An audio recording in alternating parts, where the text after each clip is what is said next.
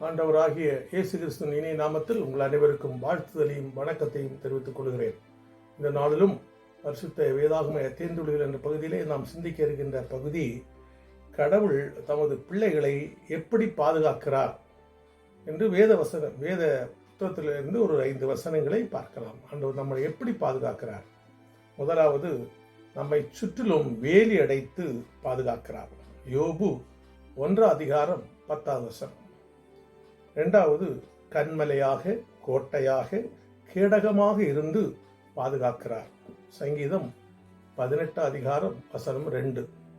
மூன்றாவது, நமக்கு முன்னும் பின்னும் கூட இருந்து பாதுகாக்கிறார்.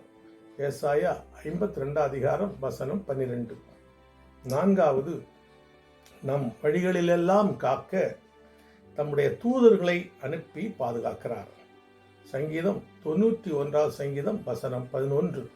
ஐந்தாவது, அக்கினியில் நடக்கும்போது வேகாதிருப்பாய் என்று ஏசாயா 43:2 சொல்லுகிறது. அக்கினியில் இருந்தும் பெரு வெள்ளத்திலிருந்து நம்மை பாதுகாக்கிறாராம்.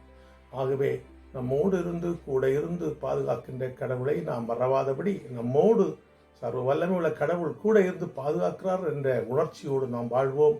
கர்த்தர் தாமே உங்களை என்னையும் தொடர்ந்து பாதுகாக்கட்டும். கர்த்தருடைய கிருபை நம்மை தாங்கட்டும். தொடர்ந்து வேத வாசித்து அவரை குறித்து சிந்தித்து செயல்படுவோம். கர்த்தர் தாமே ஆசீர்வதிப்பாராக. ஆமென்.